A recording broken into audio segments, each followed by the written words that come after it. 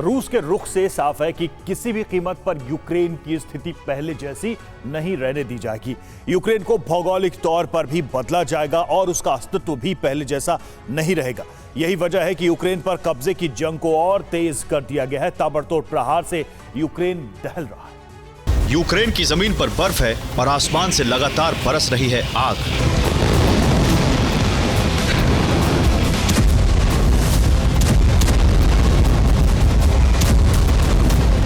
कभी जमीन पर गिरती है रूस की इस्कंदर मिसाइल,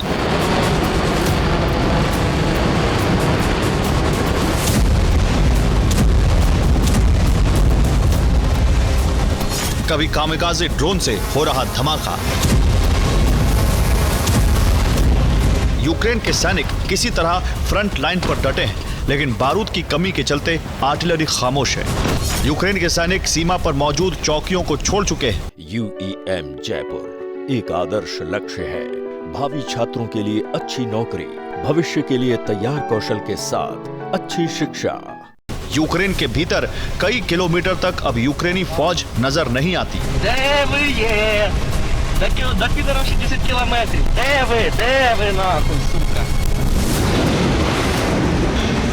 यूक्रेन की तय होती हार का इससे बड़ा सबूत और क्या हो सकता है। यही वजह है कि यूक्रेन में गिरते तापमान के साथ ही बढ़ती जा रही है हार की दहशत।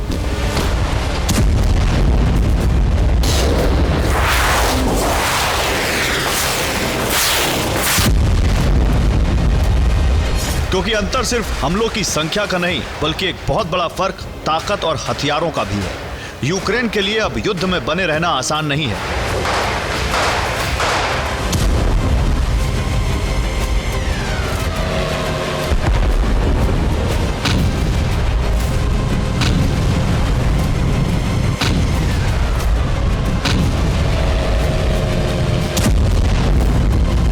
यूक्रेन के पास सिर्फ 50 अटैक एमएस मिसाइल बची हैं, तो दूसरी तरफ रूस के पास 1400 मिसाइलें हैं। अब जरा सोचिए, यूक्रेन रूस के सामने कब तक टिक सकेगा।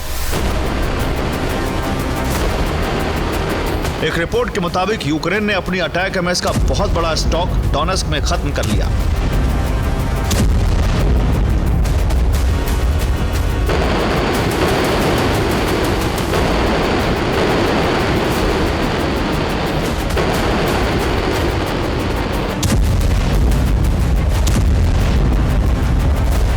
इसके बाद बाइडेन ने यूक्रेन को रूस में इस मिसाइल से हमले की छूट दी।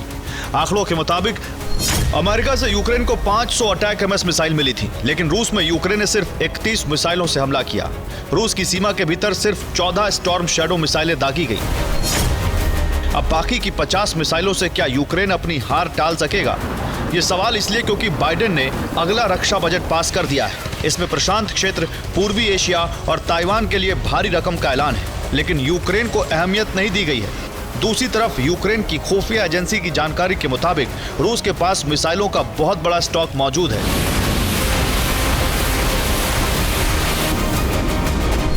यूक्रेन के पास जितनी अटैक एमएस है, उतनी यानी रूस के पास 50 हाइपरसोनिक किंजल मिसाइलें हैं, 500 अनिक्स और 350 कैलिबर मिसाइलों का स्टॉक है।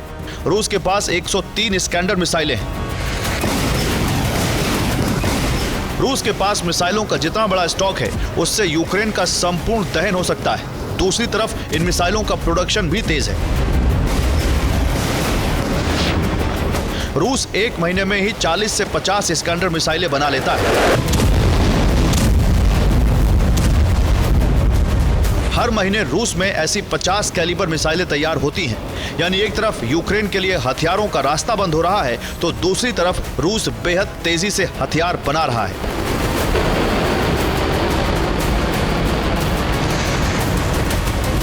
अगले 30 दिनों में यूक्रेन की क्या हालत होगी, इसका अंदाजा आप पिछले 24 घंटे और 7 दिनों में हुए हमलों से लगा सकते हैं।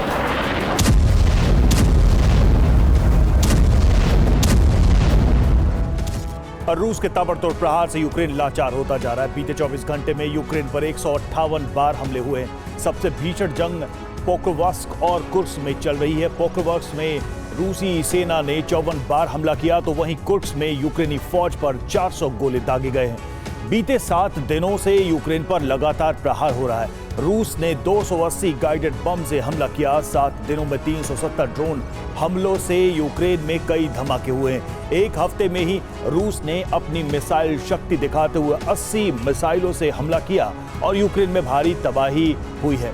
कुर्स्क में भीषण जंग के बीच 24 घंटे में यूक्रेन को बड़ा नुकसान हुआ है। कुर्स्क में यूक्रेन के 400 सैनिकों की मौत हो गई। यूक्रेन के 3 टैंक, 3 बख्तरबंद वाहन भी नष्ट हो गए हैं। यूक्रेन सेना की 14 गाड़ियां भी हमले में भस्म हो गई। यूक्रेन पर हमलों की रफ्तार और तेज होने वाली है, क्योंकि रूस पहले ट्रंप की पहल पर युद्ध विराम के पक्ष में था, लेकिन ट्रंप के 2 आइडिया को रूस ने पूरी तरह से नकार दिया है।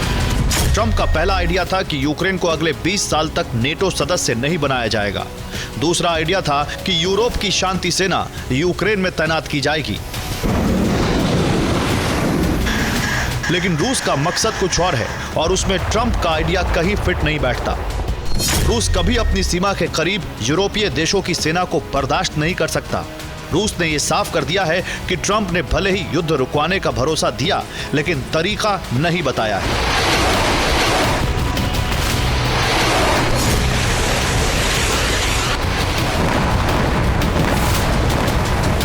अब तक मीडिया रिपोर्ट के मुताबिक ट्रंप चाहते हैं कि दोनों देशों की मौजूदा सीमा सलामत रहेगी, दोनों देशों की सेना सीमा से दूर हो जाएगी, यूरोप की शांति सेना सीमा पर तैनात की जाएगी। जबकि दूसरी तरफ पुतिन डोनबास और लुहांस्क का क्षेत्र बनाने के मिशन पर कायम है।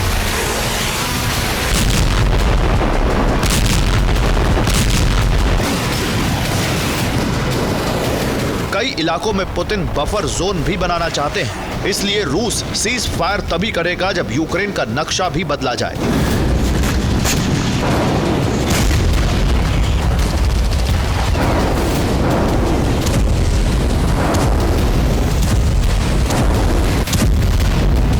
ऐसा तभी मुमकिन है जब रूस यूक्रेन के कई इलाकों पर कब्जा कर ले। रूस के विदेश मंत्री सर्गेई लावरोव ने साफ कर दिया है,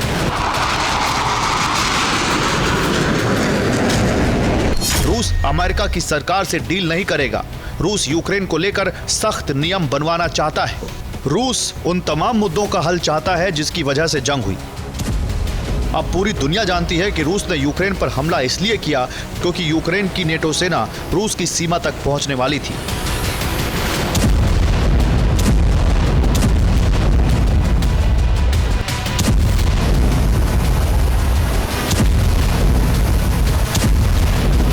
काला सागर में भी अमेरिका अपना वर्चस्व बढ़ाने वाला था। यही वजह है कि रूस को लग रहा है कि ट्रंप भी अमेरिका के हितों को ध्यान में रखते हुए यूक्रेन के पक्ष को कमजोर नहीं पड़ने देंगे और रूस के पास संपूर्ण यूक्रेन पर कब्जे के अलावा कोई विकल्प नहीं है।